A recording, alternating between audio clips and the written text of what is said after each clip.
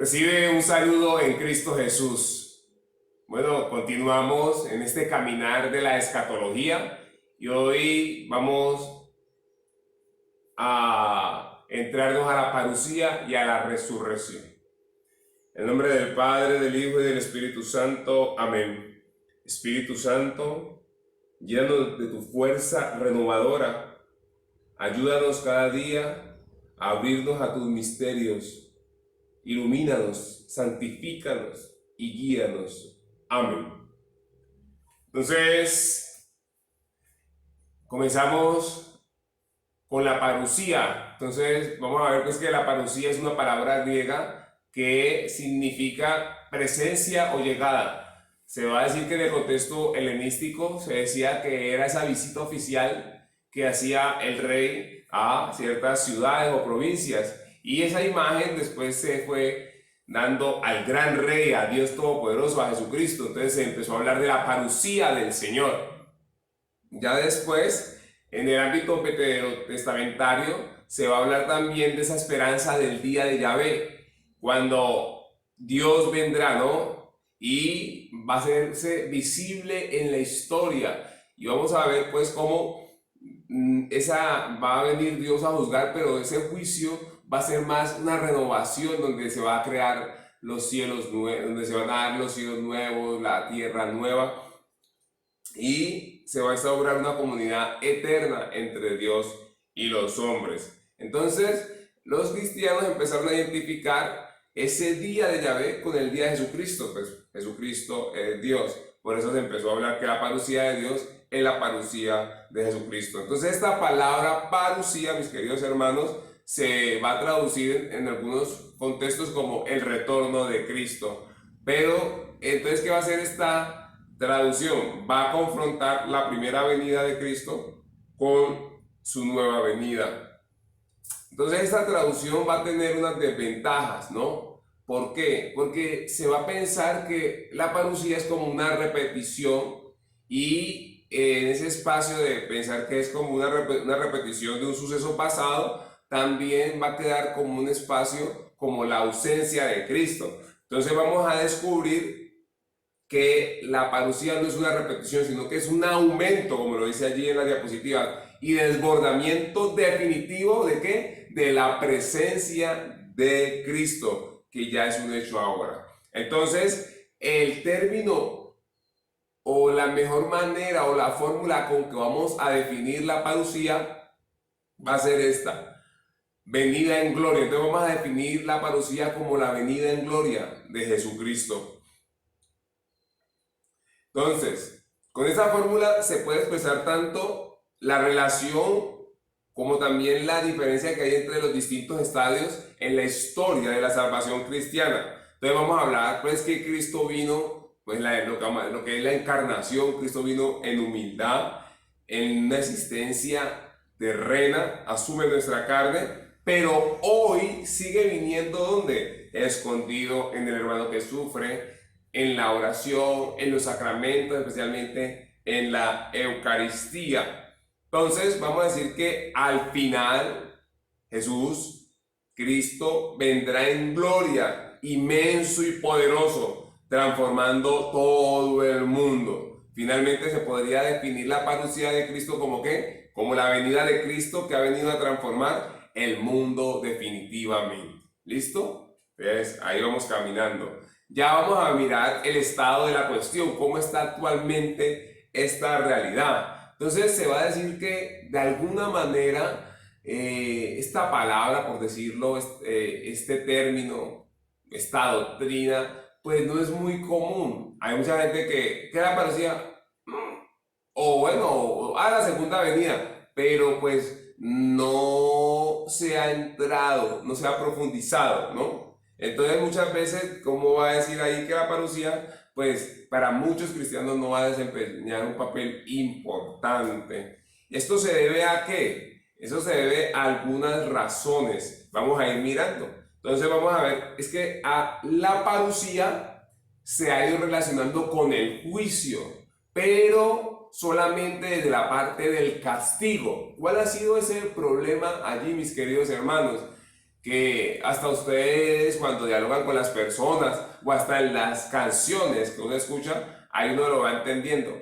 Cuando se dice, uy, Cristo va a venir, ¡ja! Y si va a arrasar con todo esto, ¿no? Solamente se queda como en el contexto del juicio. Por eso hay una canción por ahí que dice, cuidado señores, que trae un garrote y también un machete. Entonces, si ven, garrote, machete, o sea, es como que esto hay que destruirlo. Por eso, la petición, vamos a ver allí, por una próxima venida se convirtió en una petición de retraso, como bueno, si Dios viene a acabar con esto, todavía no venga mientras cuadramos. Entonces hay que ver la parucía no en un contexto tan reducido, hay que verlo y como decirlo, sí, en un contexto muy reducido, hay que verlo en un contexto más amplio, como lo acabamos de decir. Otra razón va a ser la discrepancia entre la expectativa de los primeros cristianos y la experiencia de la historia, ¿no? Parece que los primeros cristianos de las primeras generaciones, vamos a mirarlo cuando miremos a San Pablo, creyeron que la venida del Señor había de tenerse al lugar mientras ellos todavía viviesen. Entonces, vamos a decir que la tradición de la esperanza de la parucía no es la transmisión de un paquete concluido atado. Entonces, vamos, de acuerdo a lo que hemos dicho, la tradición no fue, esto es la tradición y punto, sino que la transmisión fue un proceso de aprendizaje que se fue dando y que tiene la necesidad tanto de las nuevas experiencias históricas como el impulso inicial y decisivo de la fe. Como les digo, esto lo vamos a ir entendiendo más adelante cuando analicemos un poco a San Pablo, que nos lo va a explicar, y también pues desde Jesucristo hasta San Pablo. Entonces, en este proceso se aprende la tensión entre el ya y el todavía no, que recuerde que lo miramos finalizando el tema pasado cuando hablábamos de la consumación del reino de Dios.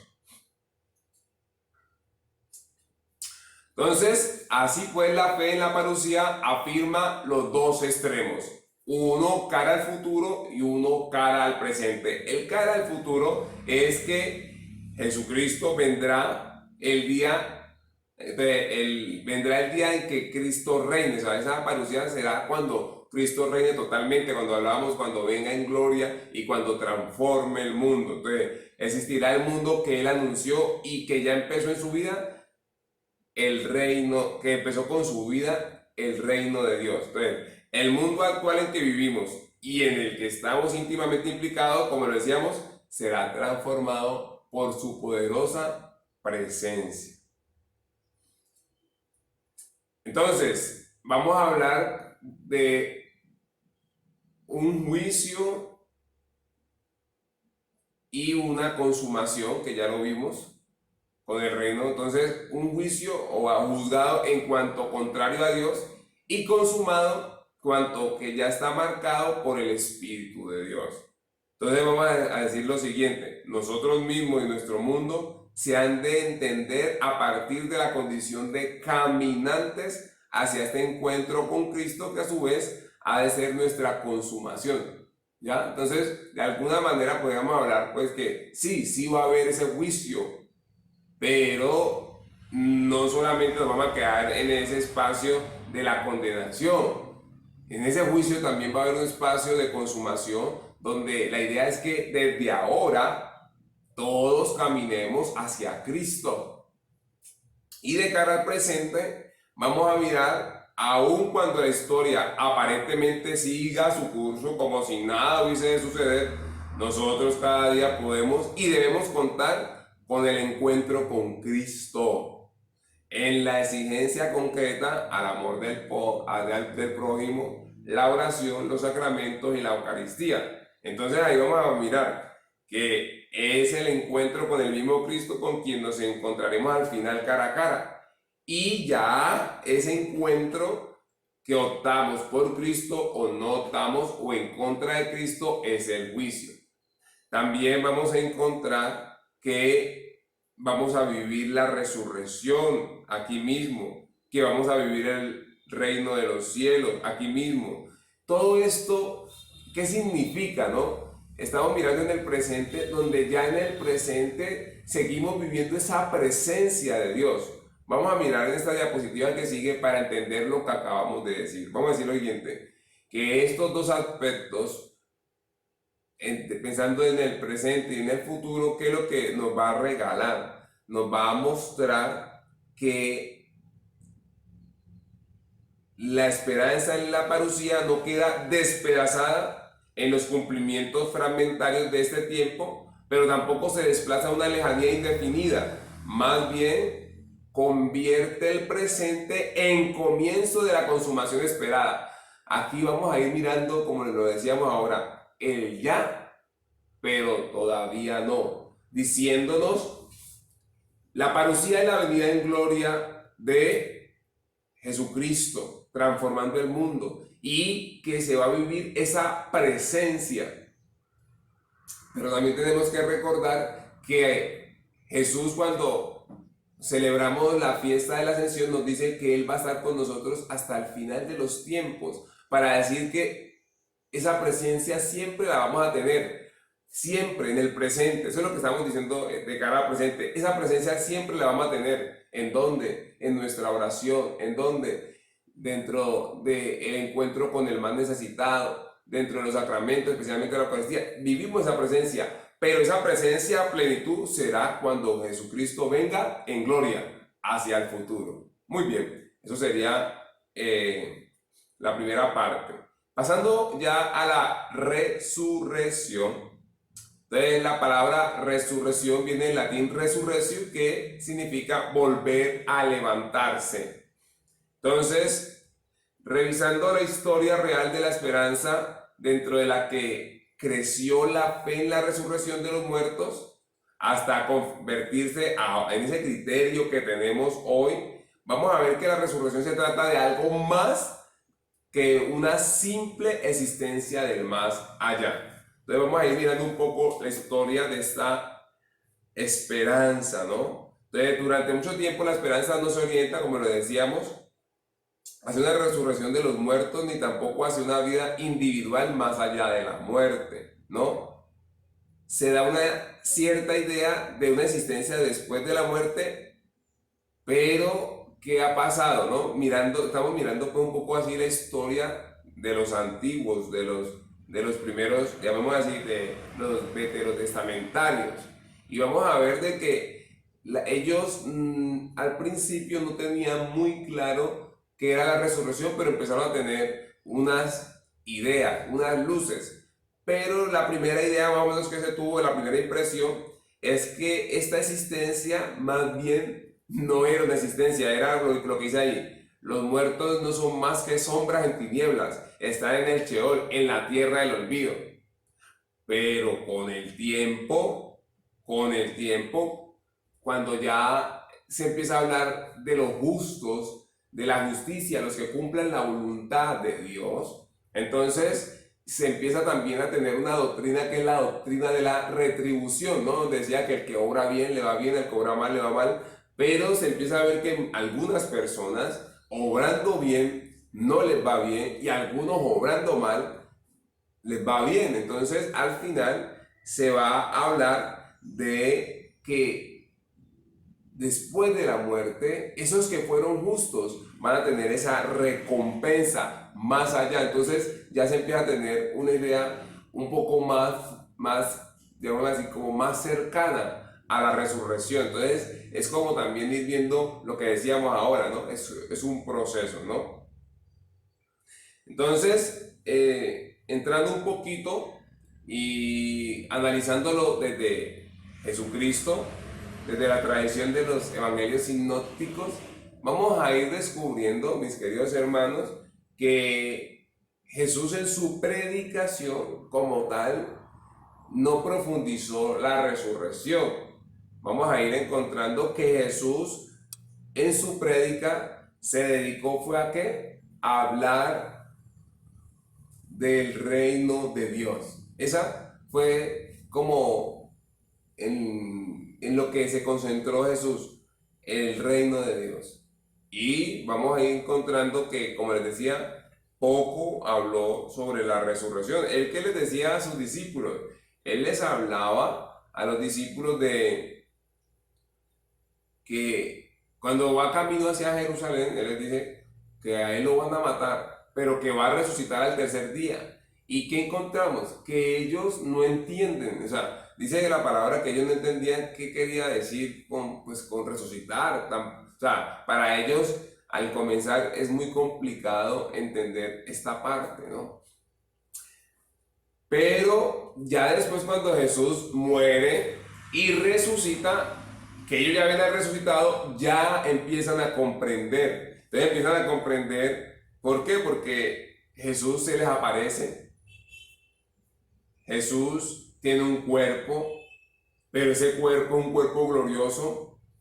Además, aparece, desaparece, recuerden los discípulos de Maús, y sobre todo que lo ven y no lo reconocen, pero cuando están en la mesa al partir del pan lo reconoce, desaparece. Entonces empiezan a tener este encuentro durante este tiempo antes de la ascensión con Jesús, y Jesús los va también instruyendo. Entonces ahí empiezan a tener un contacto con ¿qué? Con el resucitado, y ya poco a poco van entendiendo la resurrección. El que nos va a ayudar a entender mucho más va a ser San Pablo.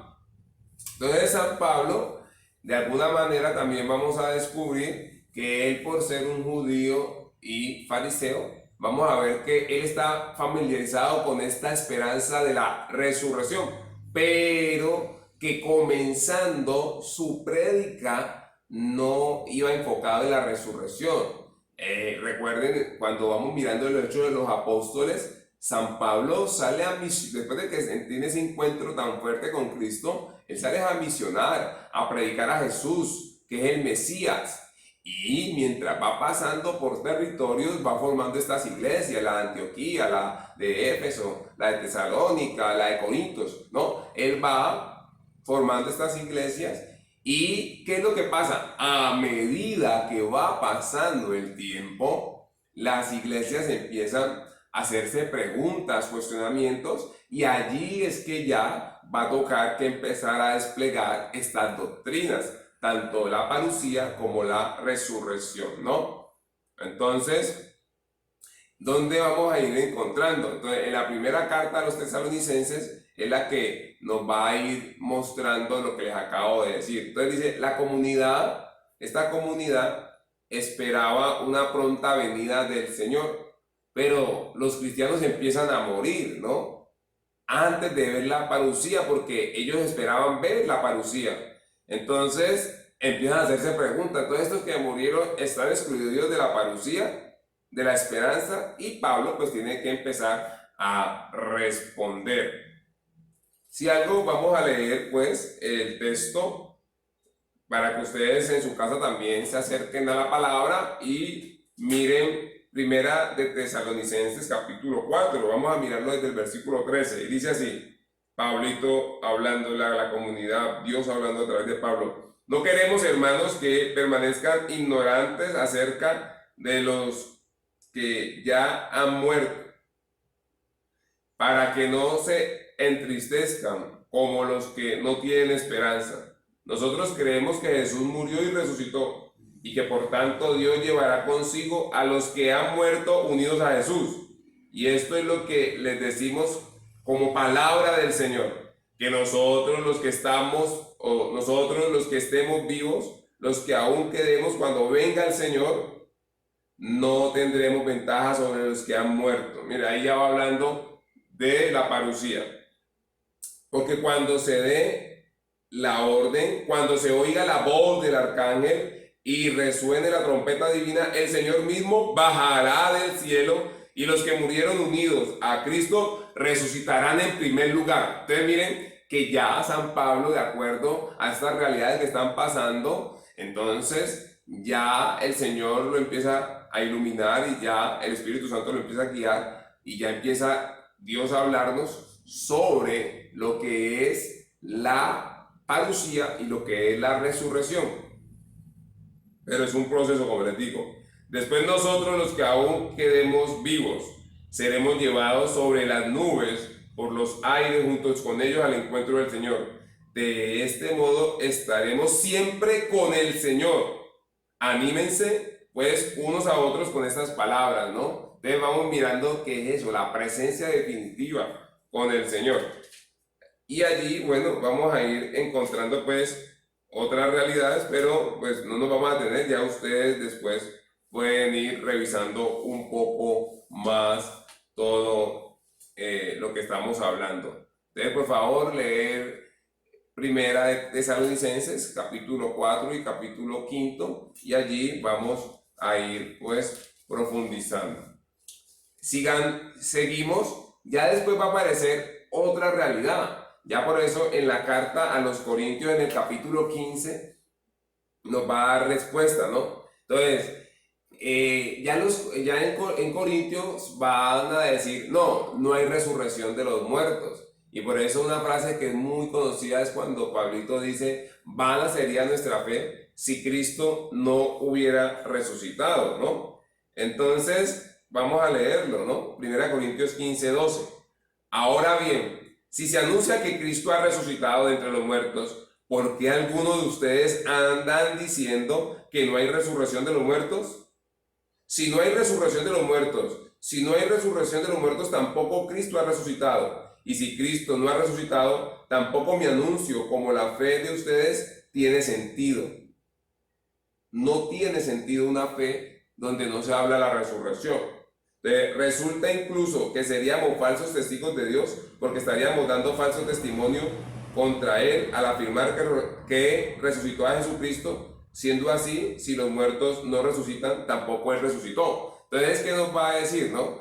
Que al parecer la comunidad pues sí creía que Cristo había resucitado, pero no en la resurrección de los muertos. Entonces dice, vana sería nuestra fe si Cristo no hubiera resucitado. Entonces, es para que veamos cómo San Pablo ya empieza a profundizar en esta doctrina. Entonces dice, no se puede creer en la resurrección de Jesús y al mismo tiempo negar la resurrección de los muertos. Ya después va a aparecer ya un poco en la segunda parte, es que se empieza a preguntarte, ya después, en la segunda parte ya se va a empezar a preguntar, bueno, ¿y cómo vamos a resucitar? ¿Ya? Y en este proceso vamos a encontrar, en la segunda parte del capítulo 15 se va a preguntar, bueno, ¿y cómo vamos a resucitar? Entonces, en el capítulo 15, versículo 35 va a decir, algunos preguntarán, ¿cómo resucitarán los muertos? ¿Con qué cuerpo volveremos a la vida? Necio, lo que tú siembras no tendrá vida, sino si antes no muere. Entonces vamos a decir que pues para esta pregunta sobre cómo va a ser el cuerpo, dice, el cuerpo futuro, a diferencia del presente, será imperecedero, pero nuestro cuerpo actual no será sustituido por otro, sino transformado por otro. Nosotros seremos transformados, lo que venimos hablando. Entonces vamos viendo cómo todo se va conjugando entre la parucía y la resurrección. Entonces, pues esto corruptible tiene que ser vestido de incorruptibilidad y esto mortal tiene que ser vestido de inmortalidad. Pablo entonces va a desarrollar en la resurrección una imagen de revestirse en la segunda carta a los Corintios. Entonces, no queremos ser desvestidos, sino sobrevestidos, de suerte que lo mortal quede absorbido por la vida. Concluyendo, vamos a decir que la esperanza cristiana no pretende que la existencia actual sea simplemente arrinconada, echada, olvidada en favor de otra existencia totalmente distinta, sino que esta existencia en su totalidad sea elevada y transformada en una existencia indestructible. Entonces, mis queridos hermanos, bueno, hasta aquí llegamos. Démosle gracias a Dios por este conocimiento que nos da. Y bueno, por favor, profundicen en estos textos. Primera de Tesalonicenses, capítulo 4 y capítulo 5, y Primera de Corintios, capítulo 15. El Señor esté con ustedes. Y la bendición de Dios Todopoderoso, Padre, Hijo y Espíritu Santo, descienda sobre ustedes y lo acompañe siempre. Amén.